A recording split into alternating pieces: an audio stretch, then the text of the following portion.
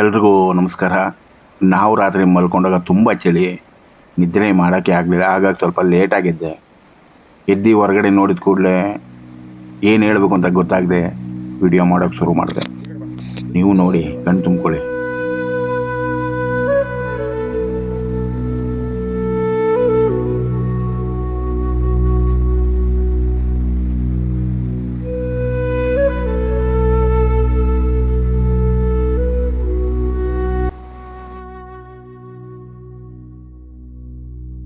ಹೊರಗಡೆ ನೋಡಿದಾಗ ಬರೀ ಬೆಟ್ಟಗಳೇ. ಹಿಮಾಚಲ ಪ್ರದೇಶ ಅಂದರೆ ಬೆಟ್ಟಗಳ ಮಾಮೂಲಿನೇ ಅಲ್ವಾ. ಆದರೆ ಆ ಬೆಟ್ಟಗಳ ಮೇಲೆ ಚಿನ್ನದಿಂದ ಬಣ್ಣ ಬಣ್ಣ ಹೊಡೆದ ಹಾಗೆ ಕಾಣಿಸ್ತಾ ಇದೆ. ನೋಡ್ತಾ ಇದ್ರೆ ನೋಡ್ತಾನೆ ಇರೋಣ ಅನ್ಸುತ್ತೆ. ಈ ಜಾಗದಲ್ಲಿ ಹೊಳೆ ಪಕ್ಕದಲ್ಲೇ ಭೂಮಿಯಿಂದ ಬಿಸಿ ಬಿಸಿ ನೀರು ಉಕ್ಕುತ್ತೆ.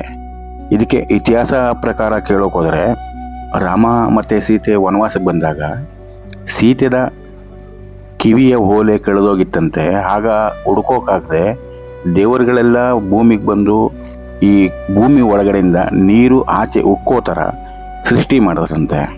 ಆವಾಗಲಿಂದ ಈ ಜಾಗದಲ್ಲಿ ನೀರು ಮೇಲಿಂದ ಉಕ್ಕತ್ತೆ, ಅದು ಬಿಸಿ ಬಿಸಿ ನೀರು.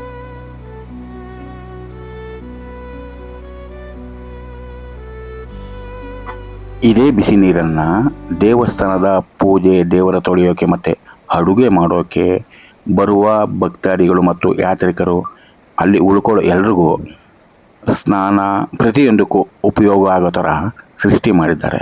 ಅದರಲ್ಲಿ ಇನ್ನೊಂದು ವಿಶೇಷ ಅಂದರೆ ಸ್ವಿಮ್ಮಿಂಗ್ ಪೂಲನ್ನೇ ಮಾಡಿದ್ದಾರೆ. ಇಲ್ಲಿನ ಪರಿಸರ ತುಂಬ ಚಳಿ ಇರೋದರಿಂದ ಆ ಬಿಸಿನೀರು ಸ್ನಾನ ಮಾಡೋಕ್ಕೆ ನಾನು ಮತ್ತು ನನ್ನ ಸ್ನೇಹಿತ ಇಬ್ಬರು ಹೋದ್ವಿ. ಸ್ವಿಮ್ಮಿಂಗ್ ಪೂಲಲ್ಲಿ ಈಜಾಡೋಕ್ಕೆ ಶುರು ಮಾಡಿದ್ವಿ. ಅಲ್ಲಿಂದ ಎದ್ದೇಳಕ್ಕೆ ಮನಸ್ಸೇ ಬರಲ್ಲ, ಆ ಥರ ಬೆಚ್ಚಗಿನ ನೀರು.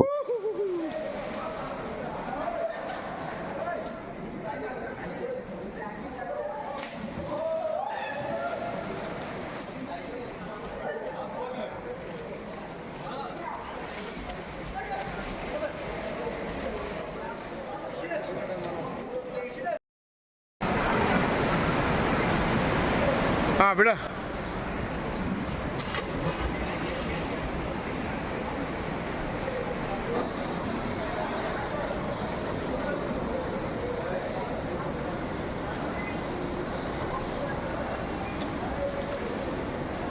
ಸ್ನಾನ ಎಲ್ಲ ಮುಗಿದ ಮೇಲೆ ಗುರುದ್ವಾರದ ದೇವರನ್ನ ದರ್ಶನ ಮಾಡಿಕೊಂಡು ನಾವು ಹೊರಟ್ವಿ.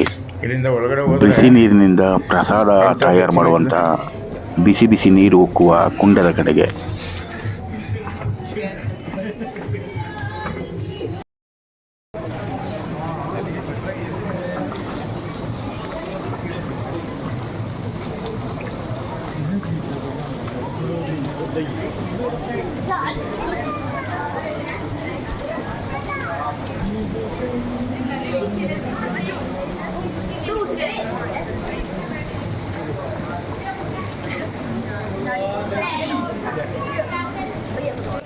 ಎದುರುಗಡೆ ನೀವು ನೋಡ್ತಾ ಇರೋ ವಿಗ್ರಹ ಮಹಾಕಾಳ ಭೈರವ. ಹಾಗೆ ಅದೇ ಥರ ಪಕ್ಕದಲ್ಲೇ ಮಂದಿರ ನೋಡಿ. ಆ ಮಂದಿರದಲ್ಲಿ ಶಿವನ ಗುಡಿ ಇದೆ. ಅದರ ಬಲಭಾಗದಲ್ಲಿ ಪಾರ್ವತಿಗೆ ಸಣ್ಣ ಮಂದಿರವಿದೆ. ದೇವರ ದರ್ಶನ ಮುಗಿಸ್ಕೊಂಡು ಹಣೆಗೆ ಬಟ್ಟಿಟ್ಕೊಂಡು ಹೊರಗಡೆ ಬಂದ್ವಿ. ಅಲ್ಲಿಂದ ನೀರು ಭೂಮಿಯಿಂದ ಉಕ್ಕೋ ಬಿಸಿ ಕುಂಡದ ಕಡೆಗೆ ನೋಡಿಕೊಂಡು ಸ್ವಲ್ಪ ಕಾಫಿ ಕುಡ್ಕೊಂಡು ಟೈಮ್ ಪಾಸ್ ಮಾಡಿಕೊಂಡು ಪ್ರಕೃತಿ ಒಳಗೆ ನಾವು ಕೂಡ ಒಂದಾದ್ವಿ.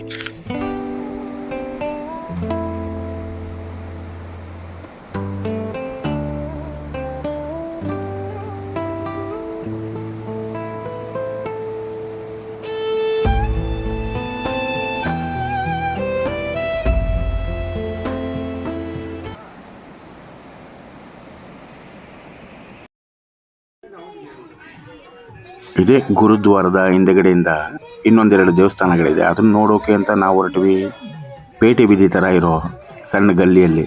ಈ ಗಲ್ಲಿಯಲ್ಲಿ ಸ್ವೆಟರು, ಟೋಪಿ, ಮೋಫ್ಲರ್ ಮತ್ತು ಡ್ರೈ ಫ್ರೂಟ್ಸ್ ಎಲ್ಲ ಸಿಗುತ್ತೆ. ಇದು ದೇವಸ್ಥಾನಕ್ಕೆ ಹೋಗೋ ಇನ್ನೊಂದು ಸಣ್ಣ ಮುಖ್ಯ ದಾರಿ.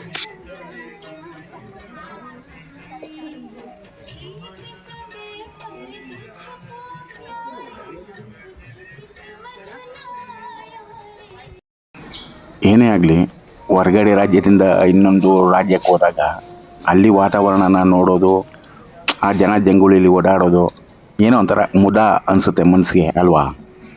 ಚಲೋ ಚಲೋ ಚಲೋ ಚಲೋ ಚಲೋ ಚಲೋ ಚಲೋ.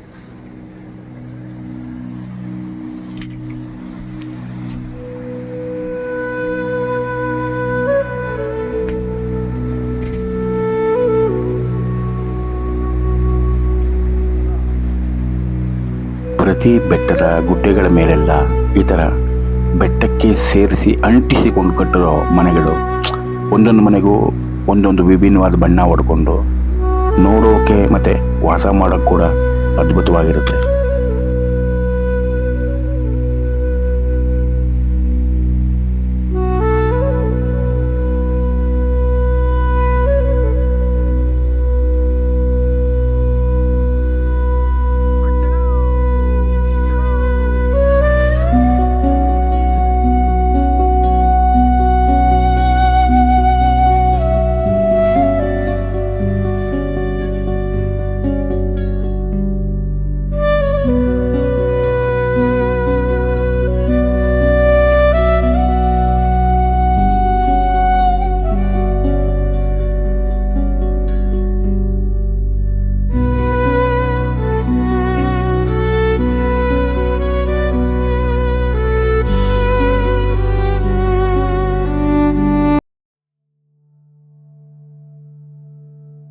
ಒಬ್ಬಂಟಿಯಾಗಿ ಯಾವುದಾದ್ರೂ ಊರಿಗೆ ಪ್ರಯಾಣ ಮಾಡಿದಾಗ ಅಲ್ಲಿನ ಲೋಕಲ್ ಜನಗಳು ಇಟ್ಕೊಂಡಿರೋ ಅಂಗಡಿ ಮುಂಗಟ್ಟುಗಳ ಮಧ್ಯೆ ನಾವು ಒಬ್ಬಂಟಿಯಾಗಿ ನಡ್ಕೊಂಡು ಹೋದಾಗ ಏನೋ ಒಂಥರ ವಿಶಿಷ್ಟವಾದ ಅನುಭವ ಅನಿಸುತ್ತೆ. ಪ್ರತಿಯೊಂದು ಅಂಗಡಿಯಲ್ಲಿರುವ ಪದಾರ್ಥಗಳು ನಮ್ಮನ್ನೇ ಬಾ ಬಾ ಅಂತ ಕರೆಯೋ ಥರ. ಏನೇ ಆದರೂ ಒಂದು ಪದಾರ್ಥನ ಅದರ ಬಗ್ಗೆ ತಿಳ್ಕೊಳ್ಳೋಣ, ಅದರ ರೇಟ್ ಕೇಳೋಣ ಅನಿಸುತ್ತೆ. ಬಟ್ ತಗೊಂಡು ಬರೋಕ್ಕೆ ಲಗೇಜ್ ಪ್ರಾಬ್ಲಮ್ ಆಗುತ್ತೆ.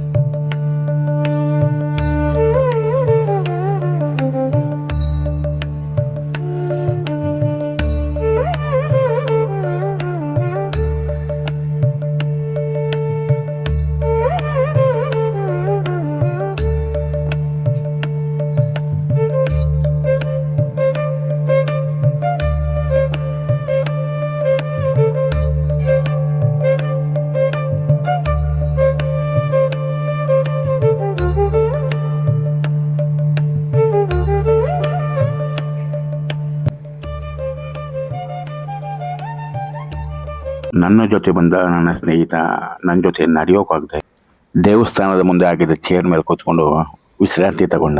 ನಾನು ಮಾತ್ರ ಆ ಕಡೆ ಈ ಕಡೆ ಸುತ್ತಾಡ್ಕೊಂಡು ಬಂದೆ.